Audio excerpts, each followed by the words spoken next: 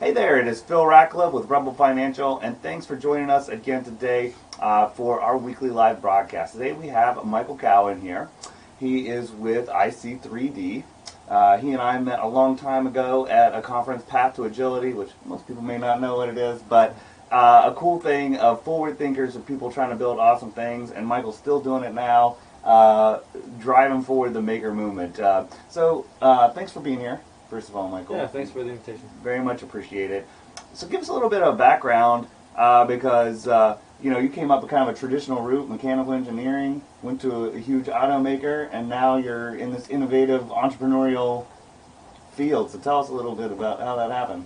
Yeah, it started when I finished school 2003 and moved up here to Ohio to work in the automotive industry. Mm-hmm. So I worked for Honda, and Okay. at the time, Honda had just gotten their first couple 3D printers at a commercial scale, and that was my first taste in the possibilities with this technology. So I was a young engineer designing plastic parts. So that was like 16 years ago, so that's pretty Yeah. early in the printing of things. So that's before I bet most people had even heard that it was a possibility, right? Yeah, probably. And so you liked it. You were like, hey, this is cool. This could be some part of the future. Yeah, so fast forward to 2011, 12, Mm-hmm. the whole open source desktop 3D printing world kind of started, exploding, Mm-hmm. and so I immediately jumped on that and just started designing and building printers in my basement. That's awesome. That's awesome. And then you said at a certain point, I can make a business out of this, right? And you already had the background. Because automakers are probably one of the bigger users of that, right, too? So that they can make certain parts. And I guess I don't know all the ins and outs of that, but I've read the articles, obviously, the more popular, like Tesla, like they're printing a lot of their parts or whatever the case. But now you have that background and that knowledge to apply to doing all kinds of different things, right? Yeah, with automotive, it's been a tool to prototype, Mm-hmm. right? So you can design and iterate faster, right? Solve problems quicker, Mm-hmm. react faster. But then now, as 3D printing hardware matures, and there's a bigger variety of them, and there's more and more high performance materials, Mm-hmm. you can actually 3D print functional parts, and so people are. Especially low volume products Mhm. like the Tesla you mentioned and other things, Mm-hmm. They're going to just 3D printing for their production method. Right? That's awesome. So, just for people that aren't as familiar, what can you make with a 3D printer? So I'm worried to say anything, but in the world of 3D printing, Mm-hmm. there are people printing with food. There are people printing concrete to make buildings. There are all kinds of metal 3D printing. There's jet engine parts that Mm-hmm. are certified by the FAA. Wow. There are turbocharger housings, Mhm. metal, that are in production. There are bio printing, people printing tissue.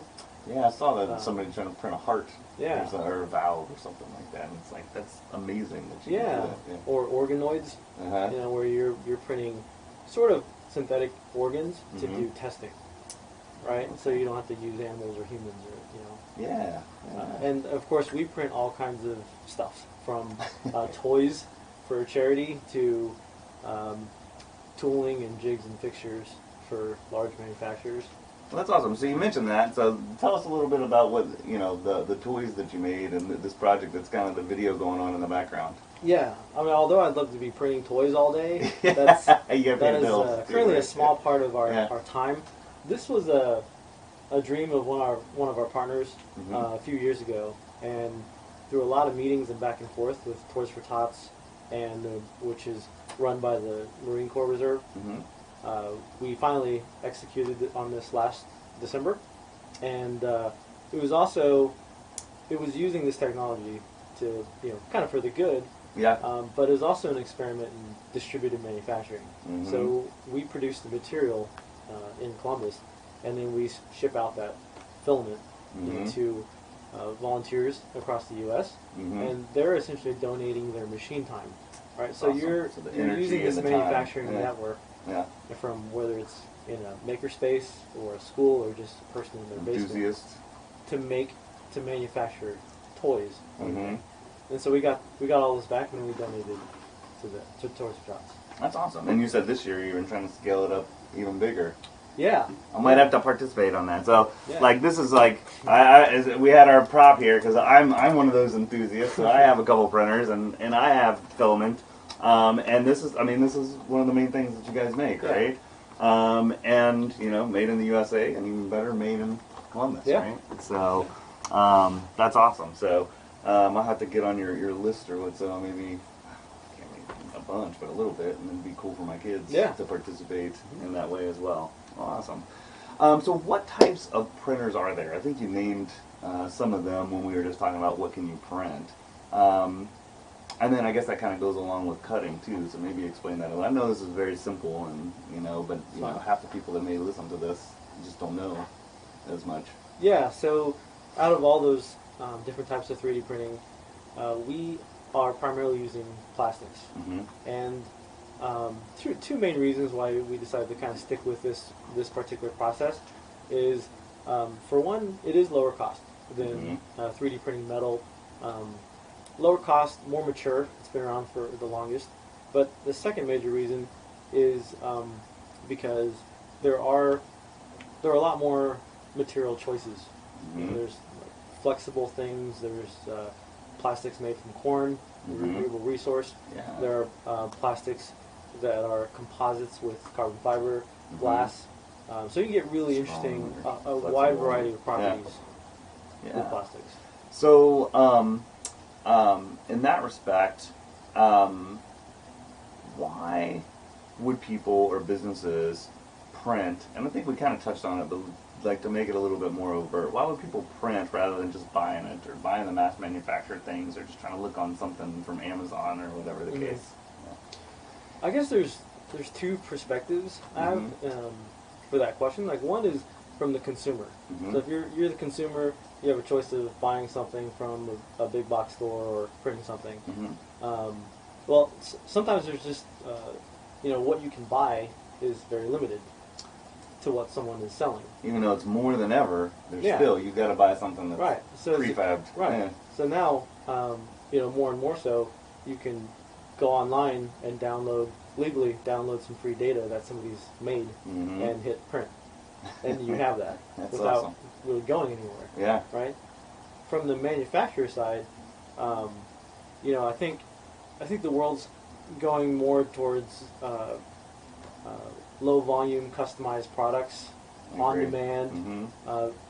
Large companies are challenged with having to release new products faster and faster to compete with all these other, I'll say, startups that are able to more affordably release products now.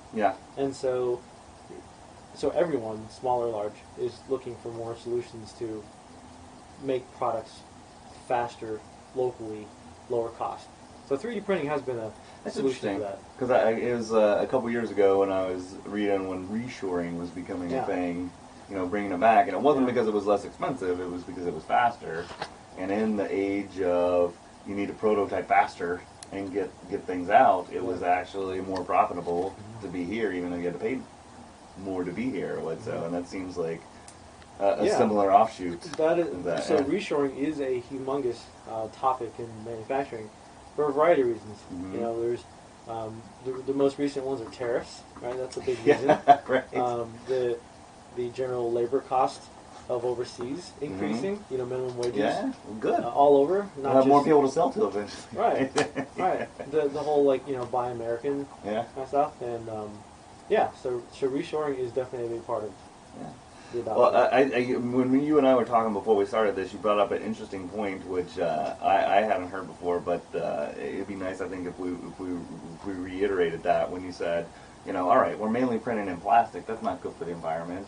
But so tell them what you told me. I thought that was a really good thing. So some people think, 3D printing's promoting the use of plastic. There's more stuff for waste going to landfills, but if you think about the whole picture, you're currently getting things mass-produced overseas or wherever. There's a lot of waste in those facilities. There's a lot of waste in the packaging to get it from one factory to another, one warehouse to another. stored in some gigantic warehouse somewhere, All the and fossil then shipped to fuels. you Yeah. with all that styrofoam, Yeah. plastic baggie, and all that stuff. Yeah. Even the plastic that's printed onto cardboard, for your fancy TV or whatever. And so now you think of the raw materials that go into 3D printing. You're able to efficiently pack a bunch of material in a box, have it shipped, locally wherever, convert it into filament, which is very little waste, and then you're printing your product. Just what you need. Yeah. Yeah. That's awesome because And sorry, let alone all the fossil fuels in Yeah. that whole supply chain yeah. that are consumed. So yeah, I mean, like, so even though you may say, oh, it's plastic, and not even counting the you said you could make it out of biomass as well too, but that it's probably a fraction of the waste in that respect, and mainly the plastic is because it's so versatile and safer, right? You only have to get a certain temperature rather than like 1,000 degrees or where you could really hurt or burn down your house or whatever the case. Well, cool. So, one of the questions that I had, and we may have to do a sub-question from it, is, is business embracing, like, the maker movement? And it's interesting to me just a little bit, just because the Honda was doing stuff in 2003 and 4, right? So that's a number one question. But I guess maybe we need to step back just a second and maybe define maker, and what is the maker movement, or what's Yeah, I guess the maker spaces, maker movement is just all about DIY and just the person being, learning or being able to exercise the ability to make something, whether it's, I'll say lower tech, like carving wood or sewing or kind of crafting, to anything with electronics, soldering, programming, 3D printing, CNC routing, that kind of stuff. I think it's about independence. Yeah. I like it. It's interesting though because it's like obviously we're kind of kindred spirits in the fact that we like to build things and do things and DIY. It's interesting because I used to just say that a lot with just like who doesn't know what DIY is, but I can tell you, man, like a third of some of my older clients don't know what DIY is, and I have to like do it yourself, and then they think back to those old shows where the HGTV where they're renovating this old house or whatever. Oh yeah, do it yourself, like paint your own house or whatever. Yeah. And so this is just an evolution of that, right? Yeah. Growing up, it was the Ace Hardware stores and that kind of stuff, like promoting all the DIY. Yeah. But now it's kind of more into the younger crowd. You just think about all the cool things you could do. Is like one of the big raves from like younger people I see is them wanting to make those customized phone cases and stuff like that, and you can make it yourself now, and that's awesome. And I mean, I think about how many things that I build and fix, and how many times I go to Home Depot or Lowe's or whatever, and it's just like I need to get better at just making my own parts for stuff that I need, like a plastic cap for like plumbing, or if I could make like wire nuts for like electrical, or that would be awesome to just be able to make those things. And maybe you can, and I just haven't researched into doing it. But that would be awesome. Save me some time too. So, what's your vision for IC3D? Where do you see you guys going? Yeah. So we're trying to figure out this thing that we haven't really seen yet, and it's about advanced manufacturing. We picture a large facility with lots of machines that are highly automated, highly versatile, that can produce one thing for this industry or 100,000 things for another industry. Yeah. So the whole thing about that is just bringing down the costs for manufacturing. Sure. So kind of what we say internally is we're trying to democratize manufacturing. Whether it's with the material that we're producing or the service that we're providing, you're able to bring that bar much lower for someone to get into making their own product. That's awesome. Right. Yeah. So on a higher level, kind of what we say internally is we say unlocking human potential. So we kind of imagine the random cross section across the world of 100 people. 10 years ago. What is the chance that a person could have a good idea for something? And I think it's 100%. But then what is the percentage that actually can execute something? I think it's very low because of a lot of things. Obviously financial reasons. Yep. There's resources, like where are you located? Mm-hmm. Are you in the middle of nowhere, Montana, or are you, in Columbus, where there's a lot of machine shops, infrastructure and people. Yeah, people and marketing and so forth. Are you in a place where there's good schools or whatnot? There's a lot of things. But with 3D printing and other technologies like open source and of course the internet and all this free education, a person can really manufacture anywhere much cheaper. You can get a few $100 3D printer, and play with it. And you can get free CAD software as long as you're connected to the internet, whatever, and design whatever, free courses on design. So you can literally think of something, design it up, and manufacture it. That's awesome. For extremely low cost. And you can make one or you can make thousands. Yeah.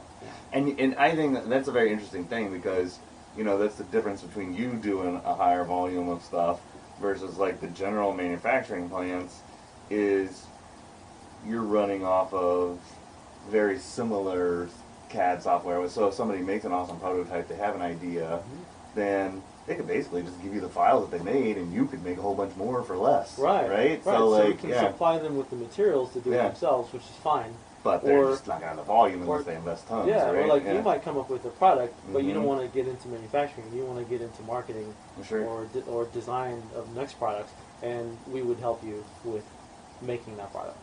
Cool.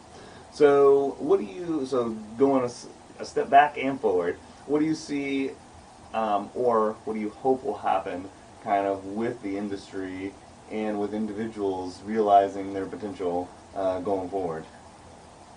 I think with the industry, it's sort of, in terms of applications for 3D printing, like practical applications, I think it's still a little bit of the Wild Wild West out there. There's really cool applications, but they're kind of isolated to, companies just trying stuff on their own. There's not a lot of data out there. There's not a lot of public know-how necessarily, and there's more companies releasing really cool materials and types of 3D printers. But you just don't know. You just don't know. Yeah. So it's just a lot of trial and error right now, which is a lot of fun. Sure. In discovering those new applications. It's just not as efficient. Yeah. So hopefully that will evolve to where the people that are trying will share their knowledge and it gets more systematized in terms of, you want to do this, here's the 2 best things to use. Yeah. Along with that, we got the world's first open source materials certification, which means that it's like, what does that mean? Why is that important? Usually materials like filament and other things are very closed. It's hard to take a tour of a factory making this stuff because everyone's very guarded. Gotcha. It's trade secrets. Trade secrets, know-how, and so forth. And usually that's the only thing they make. The way we view things is we've released a paper on how we make our film, for example. The model numbers of the equipment, the settings, where the resin comes from. And the reason why is because we think that if more people are making materials, then that industry just gets like a bigger library of materials to choose from. And that helps everyone. That helps our business too. Sure. That helps our printing service and applications business. Plus people know the quality of what you make as well too, because it's kind of transparent. Yeah. And then it's more, I guess, when they're buying from you, it's probably 2 things. First of all, personally, I'm the type of person I'd like to do business with people that I trust, and doing some things like that to trust somebody first is pretty cool.